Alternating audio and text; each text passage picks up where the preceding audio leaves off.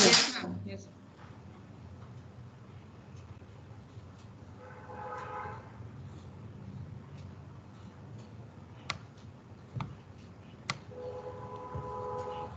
Okay.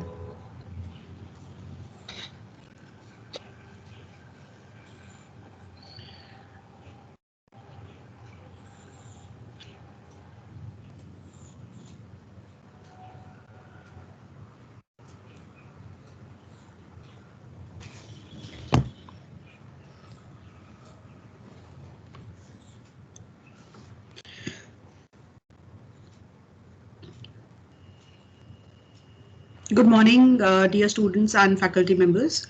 Am I audible? Yes, ma'am. You are Yes. audible.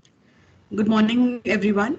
Today we are here for the second session of the DEDP on organic farming and biofuels. And I would like to invite Dr. Ashish Mani for his session. Dr. Ashish Mani is currently serving as a professor in Amity Innovation and Design Center, Amity University, Uttar Pradesh, Noida. He graduated from NIT Durgapur and he pursued his MTech in Engineering Systems and PhD in the area of Quantum Computing, Department of Electrical Engineering from Faculty of Engineering, Dayalbagh Education Institute, which is accredited in grade A plus by NAAC India. He has more than 19 years of research and teaching experience and about 4 years of industry experience.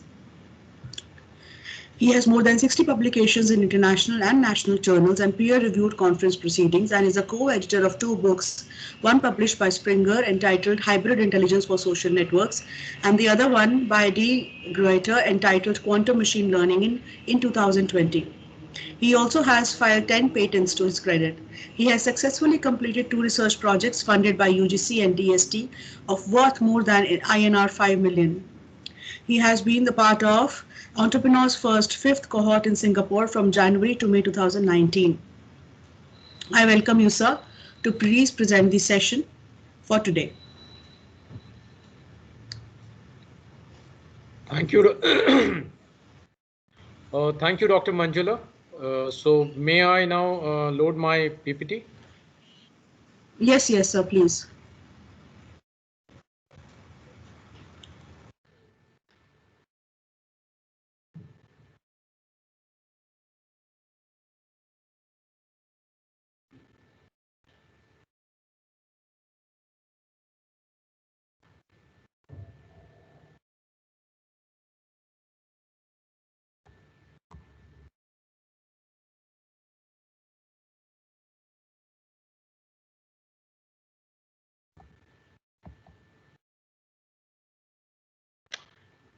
Ma'am, is the PPT visible?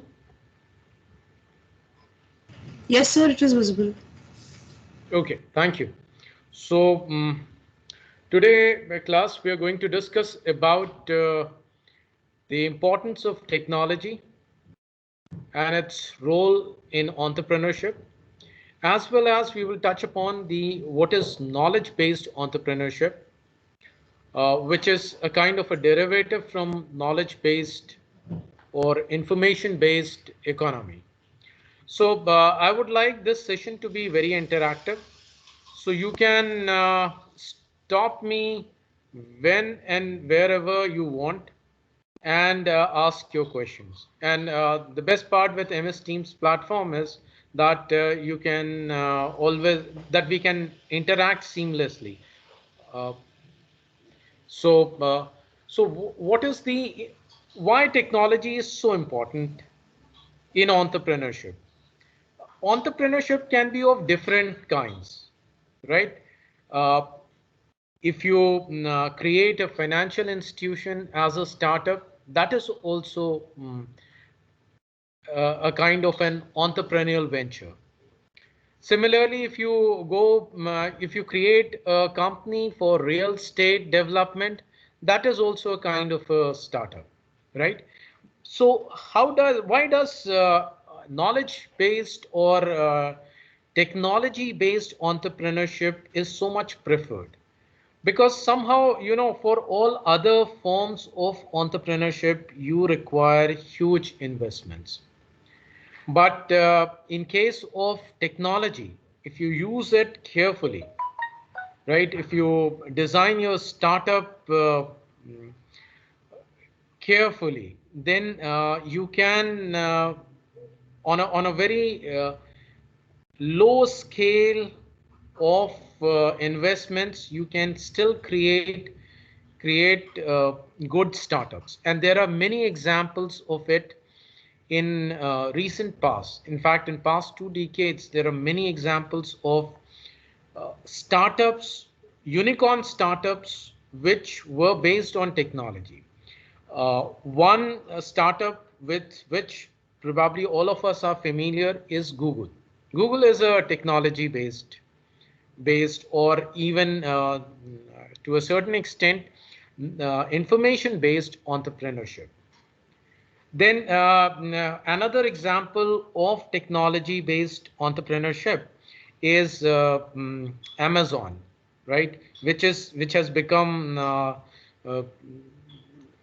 one of the best companies in the world currently, and has been conceived, or they started hardly 25 years ago,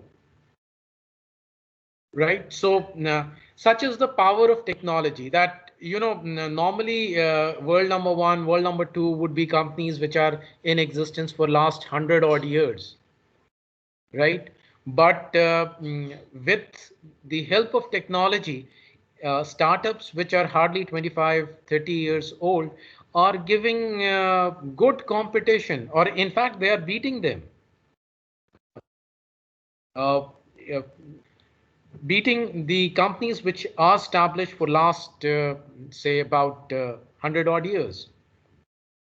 Okay, as most valuable companies, right? Same is the case with knowledge-driven or knowledge-driven companies, or the companies which use information, right? So, for example, there are many communication companies like, social network is all about communications. Okay, and we have seen like the rise of Facebooks or Twitter, right? So they are not strictly knowledge based, but they help in sharing of knowledge, right? So we can see the impact of these companies on the economy, and so technology as well as knowledge based entrepreneurship is a very viable or very lucrative area to venture upon. And in fact, even if you're doing organic farming or biofuels, you can build in knowledge as well as technology in your entrepreneurship. So as we go forward, we will discuss more on it. So if you have any questions now, you can ask me, else I move forward. So the today's talk is designed as follows. First of all, we will briefly touch upon entrepreneurship because you are new into this program. So a bit of revision will help set the context, as well as revise what entrepreneurship is, and what are different forms of entrepreneurship. Then we will come to discuss about technology-based startups. Then we will cover some case studies in technology-based startups, and then we will move on to knowledge-based startups, where we will see what we mean by knowledge-based startups. Uh, Basically, we will be leveraging on intellectual property or intellectual assets to create knowledge-based startups. Then we will look at case studies, and finally we will summarize. Okay, so let's move to so what is entrepreneurship? It is an act of establishing a new venture. It offers a process by which people either inside the companies or on their own look for prospects without regard to the resources they presently control. So it's an art of turning an idea into a business. And the biggest question for everyone involved with this entrepreneurship program is, can you make a successful entrepreneur? So it's a question that all of us who are associated with this entrepreneurship program are grappling with as of now. Okay, so there are four types of entrepreneurships. The first one is called as achievement entrepreneur. The second one is called as salesman entrepreneur. The third one is called as technology entrepreneur. And the fourth one is called as manager entrepreneur. Let's look at what an achievement entrepreneur is. So he is primarily associated with desire to achieve. These types of individuals are usually having an enormous amount of energy and capabilities to take charge. They take initiatives and do not wait for things to happen. They often possess their leadership qualities and have a great sense of commitment and responsibility in their ventures. These types of individuals are good in several business related aspects, and they try to accomplish their objectives whilst heading their missions. So an achievement entrepreneur is driven by his desire to achieve something, right? And a salesman entrepreneur are those individuals who possess skills to interact with people and have very good soft side of the management aspects. So they are typified for having the feelings of the customer's needs and wants. So usually they use the soft sales approach while pursuing the growth of their ventures. And they have enormous talent for connecting with people and spend most of their time in marketing their products or services and permit other people to manage their businesses. These individuals therefore devote their time to understand who or how are the consumers in the market, and they develop a proper vision for marketing and sales practices to reach widest consumer groups.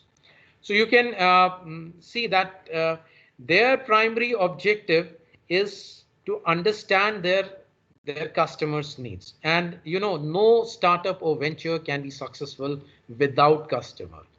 Probably even in a technology-based enterprise, the most important element is not technology, but the customer, right? So if you don't have customers, you will not survive long enough. In case of technology entrepreneurs, these are the individuals who generally possess or have ability to develop ideas. So these individuals often possess great ideas. They have capabilities to develop innovative processes and invent novel products or services for niche market. As these individuals possess qualities to create several ideas, they have a good analytical intelligence and take calculated risks in their ventures. Although these individuals possess good analytical intelligence to make way through several situations, however, at times their mission can become a bit idealistic. So even if you are a technology entrepreneur, which most of us will be because we are associated with university, where we are trained to develop ideas, but we should realize that if we don't cater to customer needs, right, we are only interested in furthering the technology or further developing the technology, then we may not be successful in the long run, right? Because it is the customer who decides whether an enterprise is successful or not. So let's move further. Excuse me, And sir. yes, please go ahead with your questions. Sir, can you explain the last point with an example? Uh, So I request you to be a bit louder. I couldn't follow your question completely.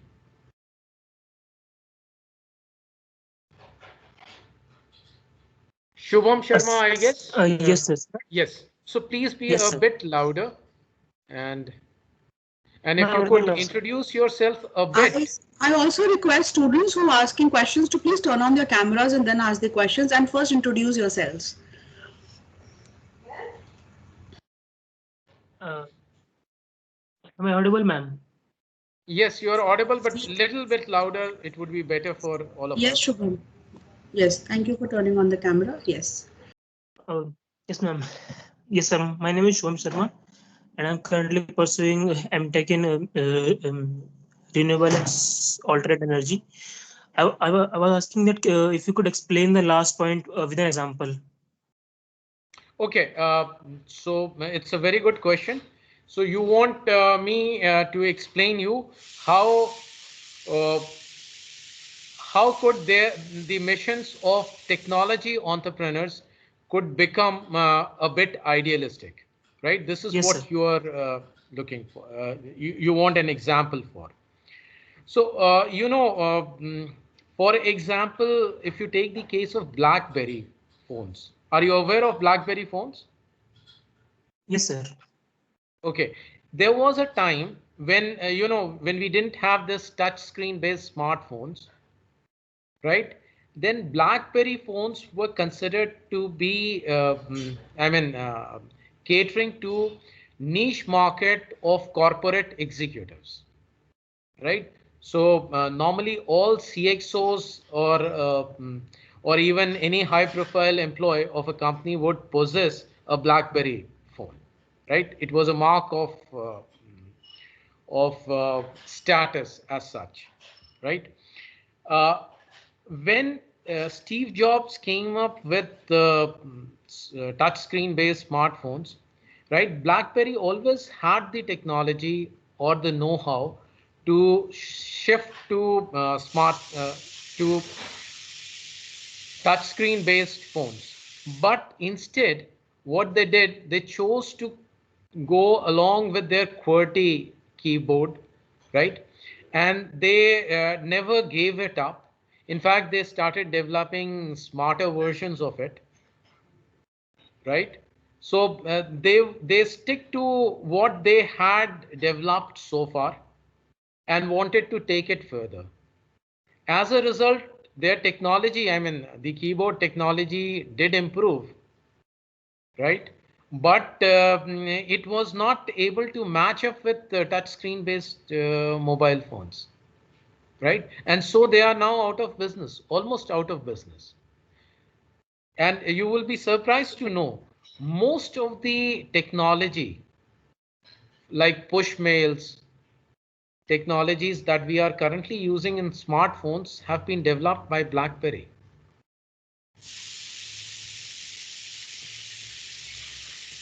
Sir, Okay. can we say that when a company becomes obsessed with an idea and does not want to change, then it becomes idealistic? Yeah, I mean, I'm living with an idea. Normally, if you look at the biographies of Einstein or those great scientists, what they say that we persisted with our ideas.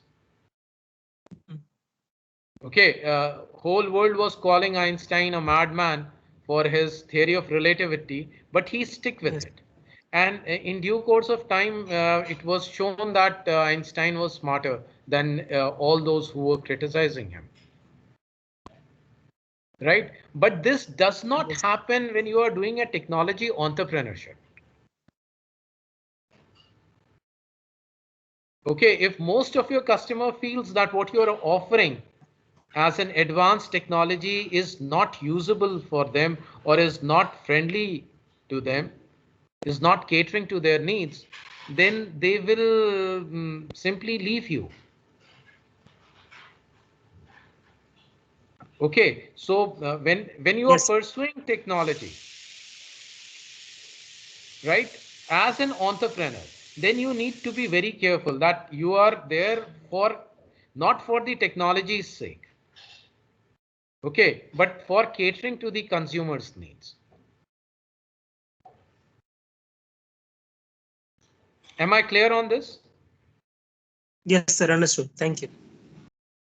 Right. So there are several other examples also where companies have failed, not because they lacked skills in technology or their technology was not advanced enough, but they happened before time. And Steve Jobs, when he came up with iPhone, right? Before that, he had experimented a lot with palm tops, computers, and in the preceding decade, right? And he had failed miserably because somehow the technology that he was offering was really advanced, but was not usable. However, when he came up with his idea of touch screen on a mobile phone, that clicked. Okay, so previously, in fact, Steve Jobs had been at times in his career been severely criticized for being very idealistic with the technology and not taking care of the current market scenario. But eventually Steve Jobs had the last laugh with with iPhones. Okay, so there is a caveat. I mean, but overall, you need to be very careful that you are not obsessed with the technology. You are obsessed with customer requirements. Okay. Yes, sir. So now let's come to the last type of entrepreneur, which is a manager who are possessed with the qualities of taking charge of the missions. And these individuals are very competitive by nature, but not as cooperative as one would expect in a teamwork, and are usually found to take positions of high authority. And you can find them as external investors, or sometimes they act as board of directors also. They prefer to work in large organizations than small entrepreneurial businesses. They seek comfort in making effective marketing strategies, but not necessarily selling products or services. So their ways to sell are different. They employ logic and careful thought persuasions as mechanisms to sell their ideas. They have rich experiences, strong management skills, and possess strength in managing existing business. So you can see these four types are all very different, and you can pick any one of them to become, as per your skills, become a successful entrepreneur, right? So if you have any questions so far, you can ask me now, or else we proceed with the entrepreneurial process, right? So there are 6 stages in entrepreneurship. The first stage is to find an opportunity. That means opportunity exists and you identify it. Once you identify an opportunity, then you establish a vision, right? Once you have established the vision, you will persuade others to join. That means you will form a team. And mind you, in a startup or entrepreneurship, it is the team which is most crucial, even in technology entrepreneurship. It's not the technology, but the team behind it is the most crucial, right? So if you have a strong team, life will be much easier for you as an individual as part of the team, rather than you have a great idea and a very weak team, right? Once you have the team, then you gather resources. That means you uh, find resources, or you convince venture capitalists, or you convince pre-seed investors and angel investors to invest in your venture. And then once you have done that, then you create new venture, that is product or market. And then you change or adapt with time, right? So entrepreneurial process is pretty simple. However, it is iterative in nature. Normally, let's say if I am unable to persuade others, then I need to go back and look at my opportunity. Maybe I need to find a better opportunity, or I need to establish a better vision, right? Similarly, if I am unable to find enough resources, then I need to look at my team, look at my vision, and look at the opportunity. So it's never a straightforward path. At each step, you might fail, and you may have to go back to the previous step to refine it, to fine tune it. And so it is difficult. So why should one become an entrepreneur? I mean, I should be asking this question from you, but due to paucity of time, uh, I'm sharing that there are three primary reasons that forces most people to become entrepreneurs, right? One is the desire to be your own boss. Second is desire to pursue your own ideas. And the third one is financial rewards. And it is the third one that's the cornerstone for most of the entrepreneurial ventures. So who is an entrepreneur? What is the definition of an entrepreneur? Entrepreneur is someone who manages all the necessary resources to produce and market a product which responds to the market scarcity. Entrepreneurs are individuals who recognizes opportunities where others see chaos, contradiction, and confusion. They are aggressive catalysts for change within the marketplace. Entrepreneur is the person who carries out new combinations, causing discontinuity. The role is completed when the function is completed. The person may be an employee or with an existing organization, or may start a new venture. An investor per se only risks capital for a return. So, the definition of entrepreneur is quite wide and all encompassing. So even an employee in a organization, in a well-established organization, can be an entrepreneur or can have entrepreneurial mindset. So characteristics of an entrepreneur: they are vision-oriented people. That means if you want to become an entrepreneur, you need to have a vision, right? That means you can look far and beyond uh, where you currently stand, right?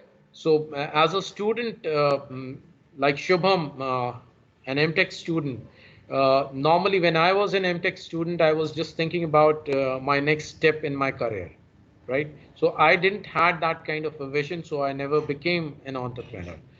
Like I was never thinking ahead, 10 years ahead or 20 years ahead, right? But like Shubham should be thinking not only for his next step, which may be another job or maybe a fellowship for pursuing higher studies, further higher studies. It could be more than that. I mean, how he will be placed or what kind of enterprise he will be heading 10 years from now, how his enterprise would look like. So that's the kind of vision you need to have. Free thinkers, kind of. So they have a high need of achievement, like they want to be toppers in their class, or whatever they do, they want to leave their mark on, right? They do not rely on fate or luck. So they try to control their own lives. They take moderate risks, which is why they look for high earnings on their investments. They have abilities to deal with several ambitious situations in their ventures. They face these ambiguous situations and circumstances regularly because they do certain jobs and tasks which are entirely new by nature. They have the tendency to be productive and efficient within a given period of time. However, at times they might be seen as inflexible individuals in teamwork. So these are some of the characteristics that an entrepreneur has. So you can, if you don't have these characteristics, you can inculcate them. You have plenty of time. right? So what are the traits of entrepreneurs? They are risk takers, flexible, knowledgeable, independent, energetic, creative. They're dynamic leaders, responsive to suggestions or criticisms. They are resourceful. They are initiators. That means they will take initiative and move ahead. Then they are persistent with their ideas, or they don't give up easily. Okay, so what is economic impact of an entrepreneurial firm? The first one is innovation, right? So they bring innovations in the market, and these innovations can cause disruption, right? What is innovation? It is the process of creating something new, which is central to the entrepreneurial process. Small firms are said to be twice as innovative per employee as large firms, right?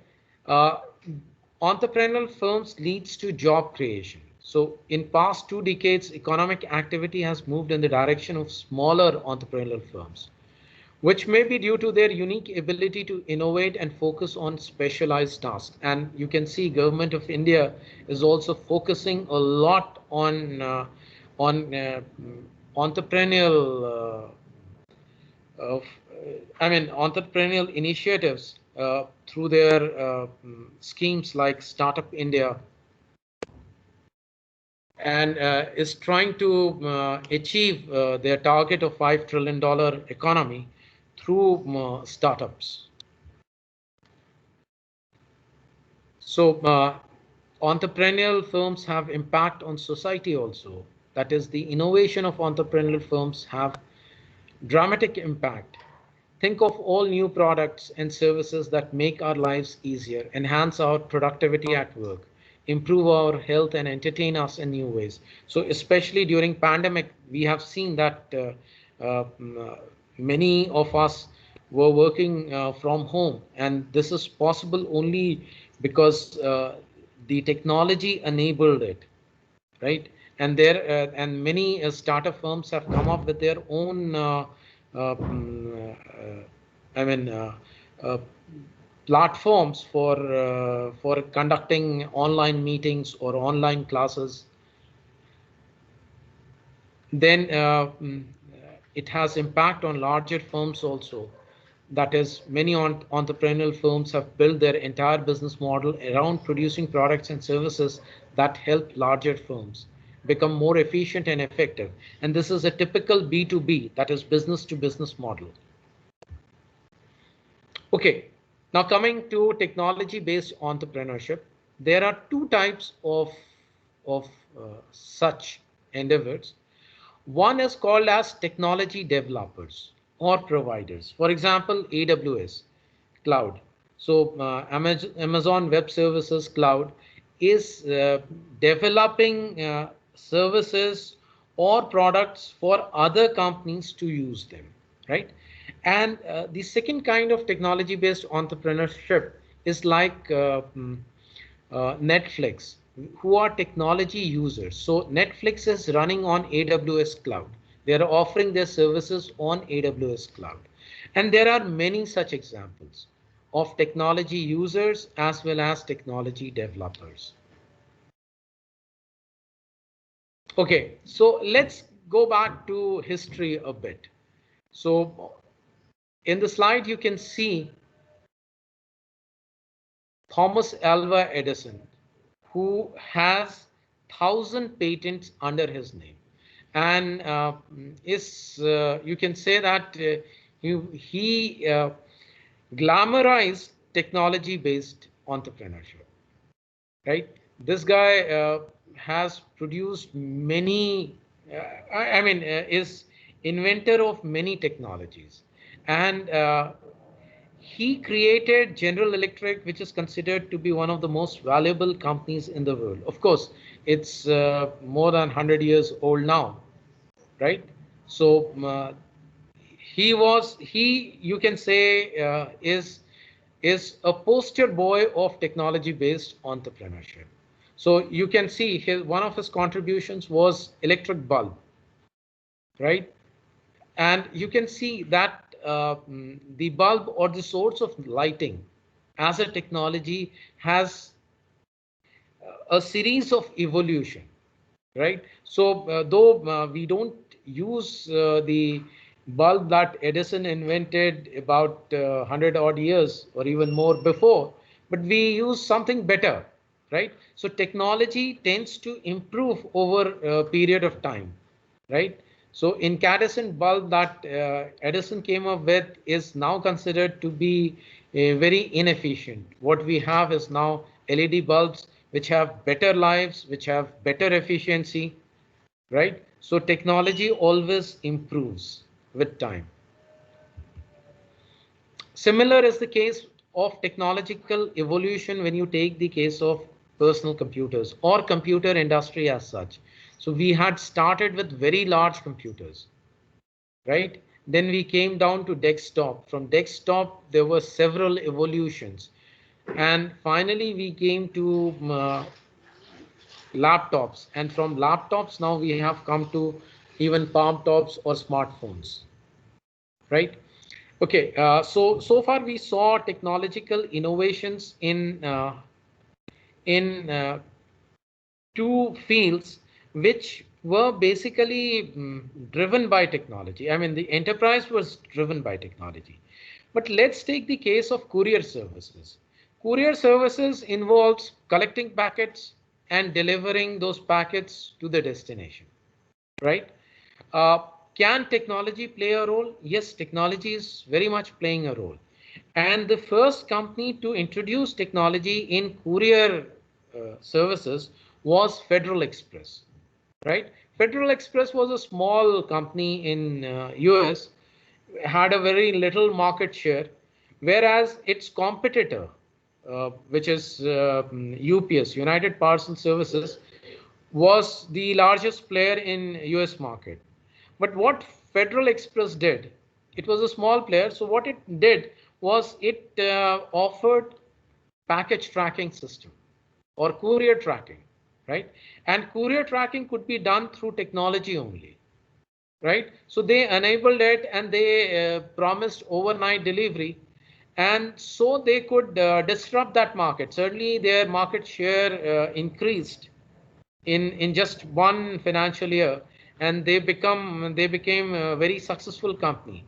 Later on, every other company had to embrace this technology of package tracking if they want to remain in business.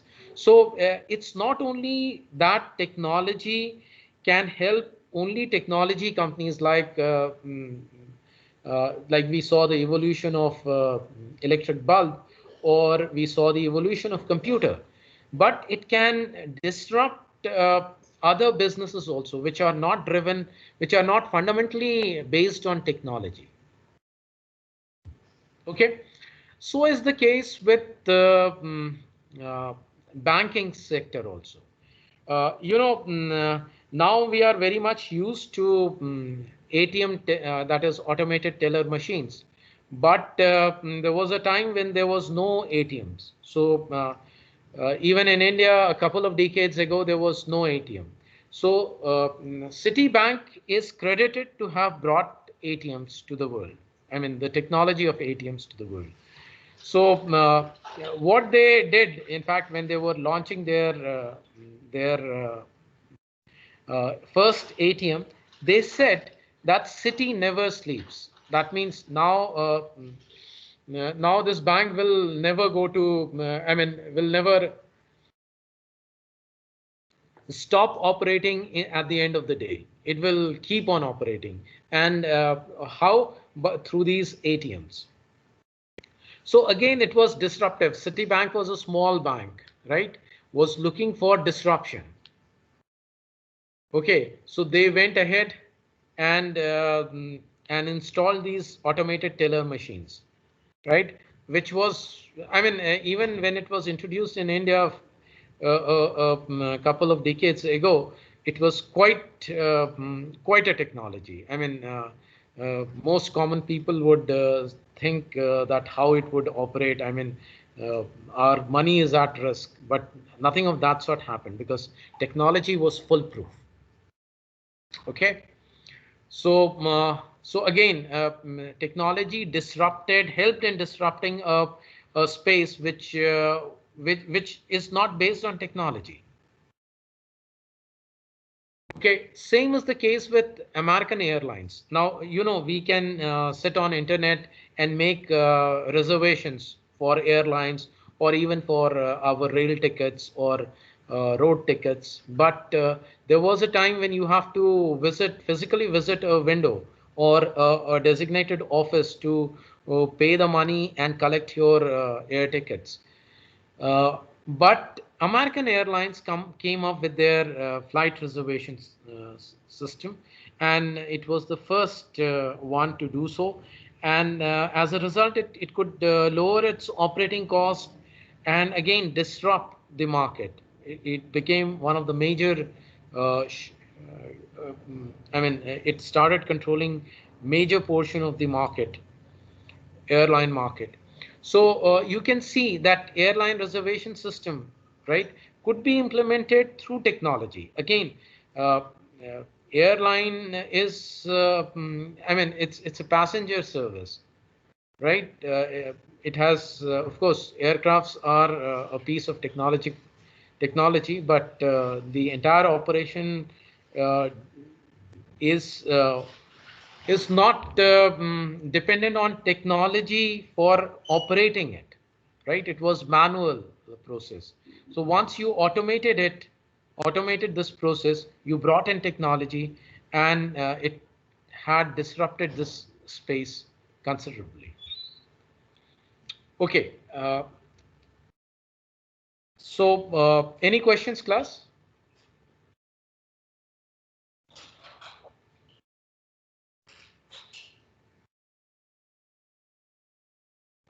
No questions. So then let's proceed further.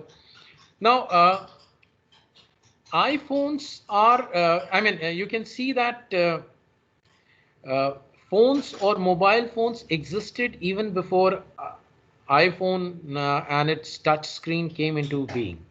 But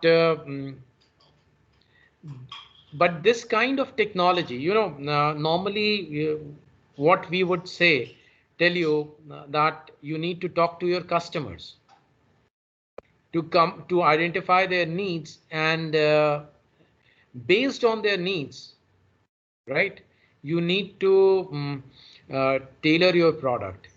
But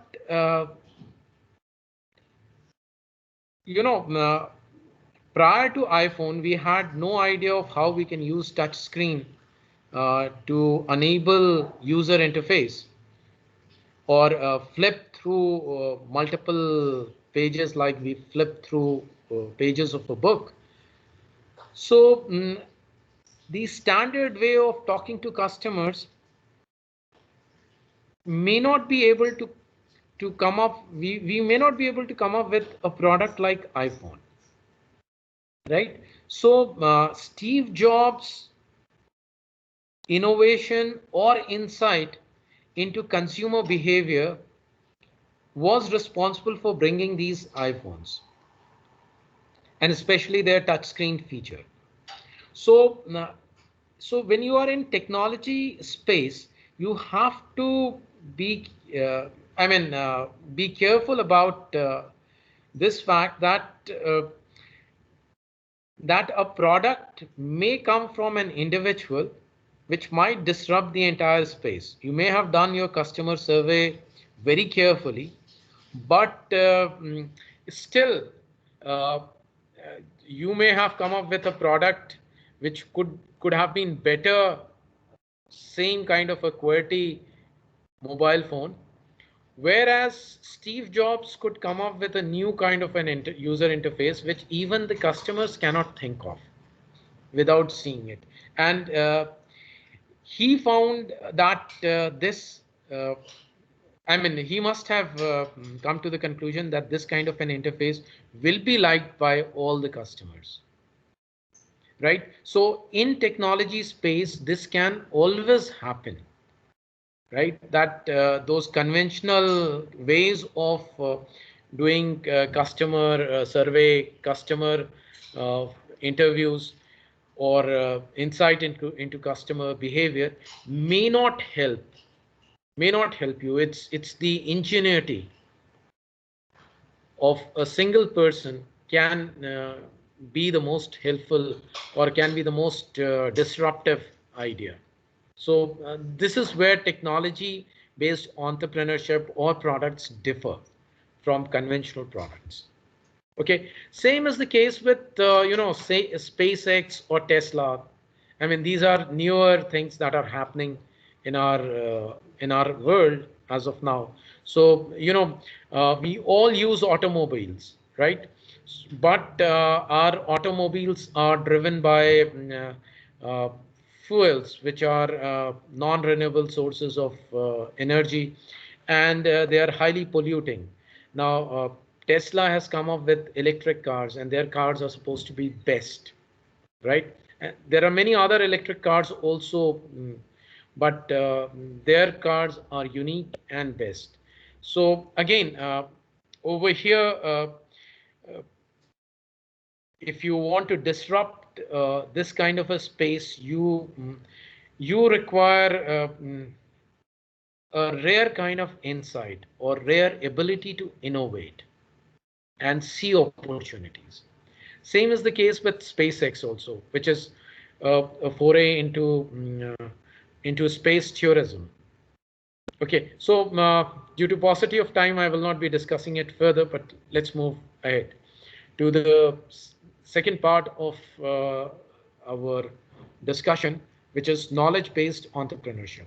Now, example of knowledge-based entrepreneurships are like universities, law firms, data aggregators, social networks, digital twins, predictive or diagnostic maintenance. All these are kind of a knowledge-based entrepreneurship. So universities you are very familiar with, so I will not be discussing. Law firms again depend on a lot of information input, right, from different sources. Then data aggregators are like Refinitiv. I don't know whether you have heard of them. They collect data regarding uh, mm, financials of other corporations. Then social networks like Facebook, Twitter, right? They are collecting a lot of information, right? And they are developing recommender systems. Even Google is doing that, right? So again, they are driven by knowledge-based entrepreneurship in a sense, right? Then digital twins are digital replicas of physical processes. So be it any physical process, right? So they are also a kind of a knowledge-based systems. That means they mimic the physical system, and they let you predict when a certain kind of input or maintenance is required. Okay, so let's look at this particular graph where on x-axis we have control of knowledge, and on y-axis we have value addition of knowledge. So knowledge-based business. So raw material based economy, it's a commodity based natural resources. So the control of knowledge is limited, and value addition of knowledge is also limited. So this is like firms like which are involved in mining or recycling of products is based on them. Then we have production based economy. Sorry. So again, commodity knowledge based physical products. So control of knowledge is better than raw material based, but still not great value is there. So then we have knowledge based industrial economy, where proprietary knowledge based physical products are there. For example, you have Coca-Cola, whose recipe is not known, right? So, but due to this, its flavor is unique. Then you have got the modern day knowledge-based knowledge economy, right? Where you have got IP-based or intellectual property or virtual products or services, where control of knowledge is highest and value addition of knowledge is also highest. Okay, so we are transforming into knowledge economy from smokestack era. So like we have production oriented industry, hierarchical organizations, laborers, startups starting locally, or universities as provider of background education and background research. They are based on cities and regions as physical infrastructure. Whereas in case of knowledge economy, ideas and innovations have become the most important resource, replacing land, energy, and raw materials. Business in the next decade will change more than in the last 100 years.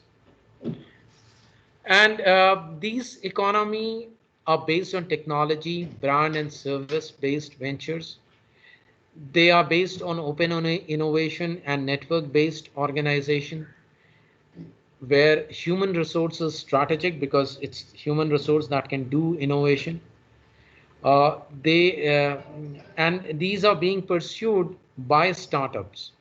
So universities are now being treated as engines in the knowledge economy, and cities and regions are now being treated for intellectual infrastructure. That means the people who resides in them rather than the physical infrastructure like having good roads or better malls or better facilities.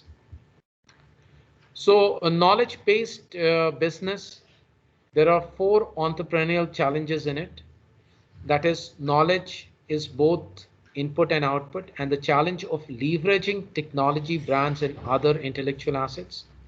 Then you have open innovation, which is the challenge of creating, governing, and sharing intellectual assets in the networks. And this also includes how do you share the profits or the rewards.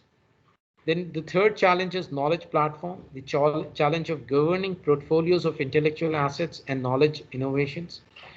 And fourth is the early innovations, which is the challenge of governing and utilizing research, which we are grappling with in the university as of now. So what is intellectual property? It is the result of intellectual activity in all fields of human endeavor, including literary, artistic, industrial, and scientific fields. Example includes scientific discoveries, inventions, industrial designs, trademarks and service marks, commercial names and designations, trade secrets, confidential information, etc. So knowledge is power, and leadership of the world in 21st century will increasingly be in the hands of those who create and harness knowledge. 21st century has been called the century of knowledge or the century of mind. So you will have to understand the role of intellectual property rights, especially in the process of innovation, which provides a basis for creating and sustaining enterprise competitiveness. Now, one reason why China is very infamous for is that they steal intellectual property rights from US and copy them in their own territory, right? So whatever efforts is being made in United States is lost. I mean, somebody else reaps the benefits without investing in intellectual property, in creation of intellectual property.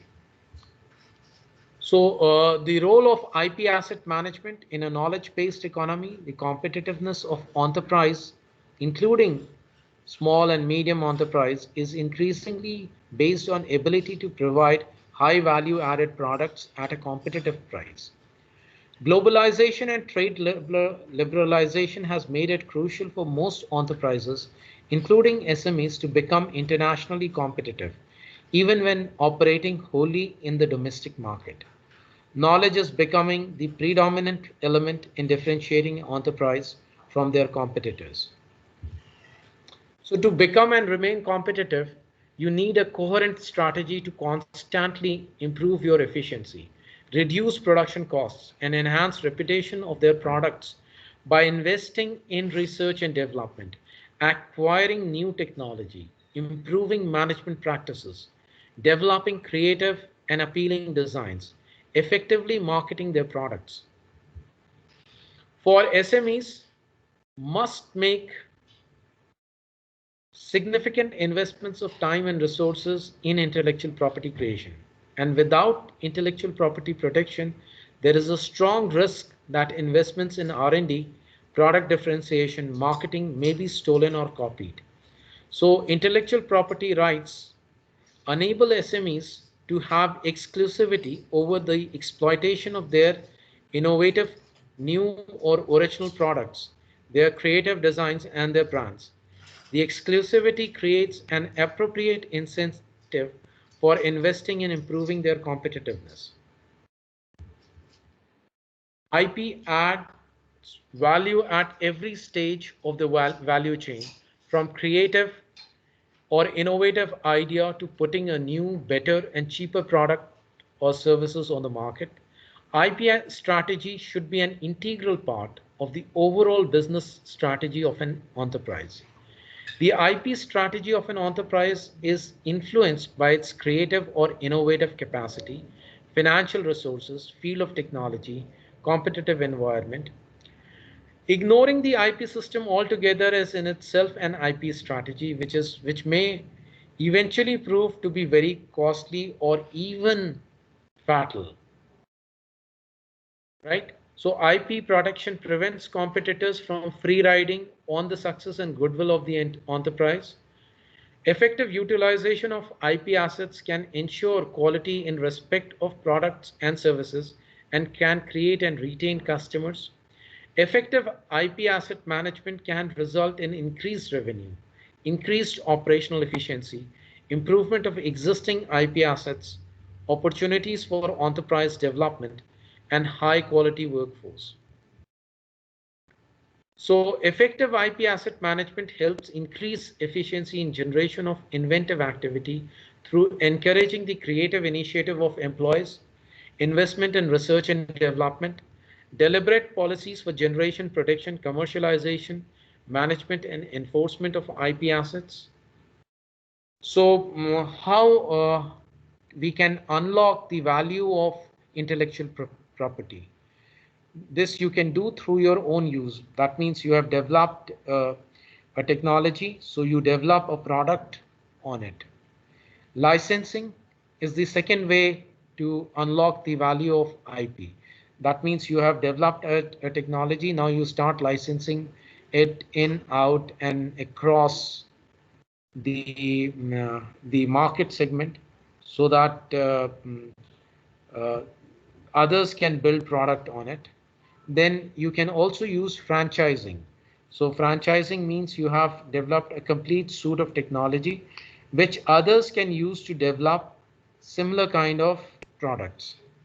Then you can do it through merchandising. That means like logos of Mickey Mouse or Hello Kitty that you can use on the toys. So for merchandise, you can give them access to copyrights. Now, protection of IP, right? So how is it done and what is its value is shown in this particular slide. Class, any questions?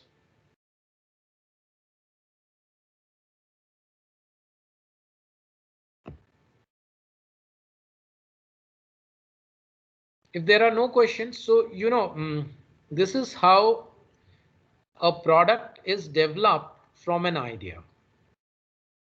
So you may have ideas, but these ideas are of very little value, right? So if you try to protect idea, it would be very difficult and it may not be productive also because the value of the idea is very small or very less, right? But then when you develop your ideas, that means you do research on it, right? Then the value increases, right? Finally, when you develop a technology on the basis of your research, right? The value increases even more. Now, till this part, the development is inside the lab. Now, when you develop the product from the technologies, when you develop the product, then it goes into commercialization, and now this has got maximum value, right? So you have to protect your technologies, right? You have to protect your products, and for that you should go for patenting, copyright, or trade secret, right? If you try to protect your ideas, that would be very expensive. Okay, so different dimensions which are there, like for ideas you can sign non-disclosure agreements. For research you can have collaborative research agreements. Technologies can be protected through patents, and products can be protected through technology licensing agreements. So types of IP rights: trademarks, geographical indicators, industrial designs, patents and utility models, copyrights and related rights, trade secrets. You can have new varieties of plants. You can have unfair competition laws. So these are the rights that these are the mechanisms which you can use to protect your intellectual property. So WIPO is World Intellectual Property Organization, and its commitment is that using intellectual property as a means of harnessing and spreading the power of human creativity and innovation, so that people of every country, of every community, can share their bounty, right? So this is what I mean. The problem with these rights is that they are sovereign rights. So so if I file a patent in India, it is protected in India only, right? By means of protection, that what I mean is that, let's say somebody copies my product, right? Then I can sue him, and government of India or the justice body in India will ensure that I get compensated, right? If I can prove my claim. Whereas if I file a patent in India, then if somebody infringes or if copies my product, let's say in China, right? Then I cannot sue him in China if I don't own, if Chinese government has not granted me a patent, or if I don't have a Chinese patent, right? However, WIPO, what is the role of WIPO? That if I have a patent, if I filed a patent in India for a product, then it will not allow any Chinese company to file a patent in China on the same product. Okay, so product has, that product cannot be patented in China by other company.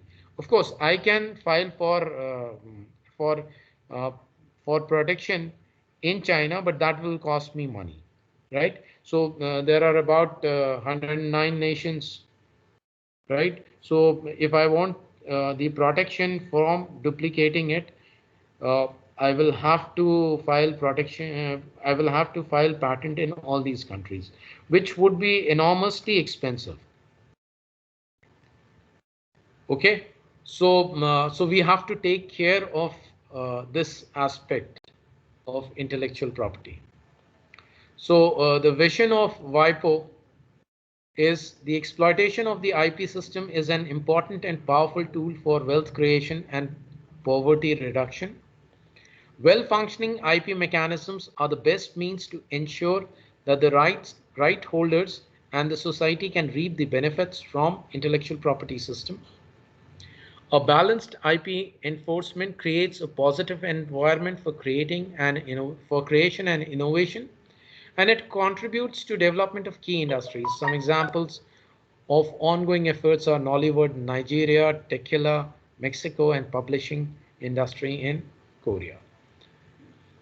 So class, if you have any questions, around 10 minutes are now left in my talk. So I would request you to ask questions.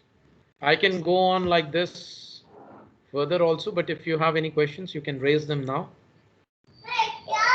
Sorry to interrupt, sir. There is one question in the chat box. Okay, please go ahead. Someone has asked, what is factual approach to decision making? Can you give me an example of it? Okay, that's a good question. So, how a decision made? You will have to look at this first. So normally, there are many approaches to making decisions. And mostly people use their intuition or their gut feeling to arrive at a decision. Okay, and this happens right from the top to the bottom level, right? Or they will use what is called as rule of thumb. Since I had made this decision previously also, and since everything else seems similar, so I will take this decision. Okay. Factual approach is more like data-driven approach. Like I will collect all the facts or data pertaining to all the facts, and then I will take the decision, right? So let's say if I have to buy a piece of land, so how do you do? Normally people will talk to few brokers or few individuals, and they will get a feel of the rate that is going on, and then they will use their negotiation skills and their gut feeling and will finalize the deal, right? Factual approach would comprise that you collect data regarding the sale price of all the all the sources where the land is available, and then you make a decision on the basis of your objective. Like you formally say that I'm looking for a large piece of land at lease price, or I'm looking for a piece of land uh, in a locality where prices are rising steeply, or where prices are likely to rise steeply in near future. So depending on your objective, clearly laid out objective, you will collect all the data and then make a decision which the data supports. It's not that it's my gut feeling that though the price I'm getting a better plot over there, but somehow I feel that that project or that locality will not meet my expectations. It's not like that, right? It's based on hard facts, right? You don't bring in your own feeling or your own intuition in the process. Okay, so but the problem with fact-based decision making is that you would require to do a lot of work, and it might be very costly, expensive. Normally, we all operate in our lives with partial information. Okay, I hope it answers the.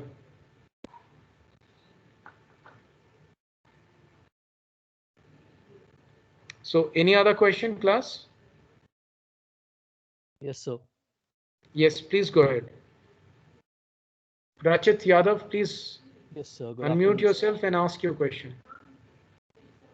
sir. My question to you was, you said earlier that if we file a patent in India, a person from China can use it and we cannot sue him. But WIPO can do this much, that it won't let that person file another patent for our same product.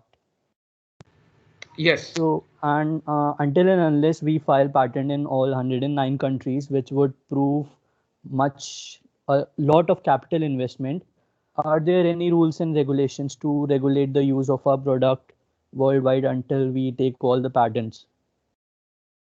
Okay, so this is a very difficult question to answer, right? So what intellectual property rights or what patent guarantees you that if a country grants you patent, right? It's a sovereign thing. I mean, Indian government can't sue that Chinese company because that Chinese company doesn't belong to India. Okay, so Okay. so it's a sovereign issue, right? So now what they say is that if you have a patent in a country, then if somebody else infringes on your patent, you can sue him in that particular country. Okay. So, will that person will be able to commercialize our product in another country freely, or would he or she be liable to us? If you don't have a patent in that particular country, then he can utilize it, and that is what Chinese are doing. Thank you, sir. Right. So now even there are governments also play certain tricks, like they will not allow certain things to be patented. Can you give an Okay. example of those things? So for example, in India, pharmaceutical companies have boomed. Why? Because government of India has got a very complicated way of patenting pharmaceutical products. Right? Our IT industry has boomed. Why? Because softwares are not patentable in India. Okay, so it affects these patenting procedure or strategy affects the economy of a country. Right? So and every country as a sovereign country has a right to protect its interest. Yes, sir. So it's a really complicated issue. I mean, though previously it was a free fall, right? With WIPO, some restrictions have been at least granted. Otherwise, what happens that somebody file a patent in America, and you can file a patent, same patent in China, under somebody's else name. Right? So WIPO is helping out at that particular level that, okay, now Chinese cannot grant that patent. And this American company can or individual can ask for or request for Chinese patent also. Okay. Yes, sir. Got it. Right. So it's a little complicated issue. It's not very straightforward. And in fact, if you will see that there are many companies or many products which might be infringing, and it becomes really difficult to prove that they are infringing. Okay, so proving whether you have somebody has infringed on your patent is also a very difficult task, cumbersome, complex task, because he or she will definitely come up with some alteration of it.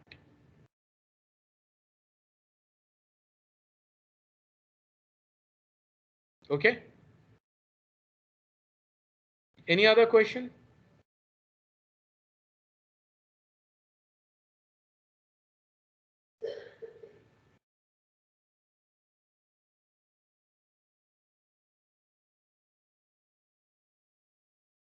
Class, any other question? So if there are no questions, then let me summarize that in today's class, we have discussed about technology-based entrepreneurship, and then we have discussed about knowledge-based entrepreneurship. We gave you some examples of technology-based entrepreneurship, and that it has been pursued since last century itself, and how disruptive it can be. Similarly, knowledge-based entrepreneurship is still a little futuristic. Of course, you can see some companies like Facebook or other social networking companies being very successful with exchange of information. I will not still call them exchanging knowledge, but with technologies like digital twin, I guess we would be better able to leverage on knowledge-based economy. Okay, and we have seen that intellectual property rights will constitute a major portion of knowledge-based economy. So with this, I come to the end of my session. Thank you. And if you have any questions, you can always approach me through email IDs or through cell phone.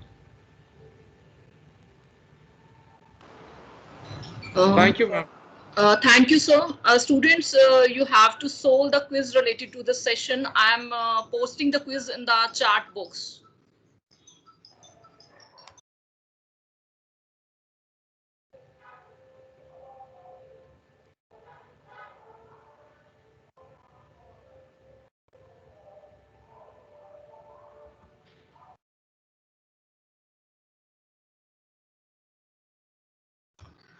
I have posted the quiz in the chat box.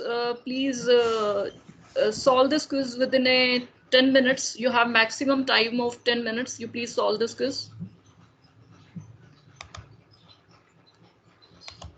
So I think sir has taken almost every question.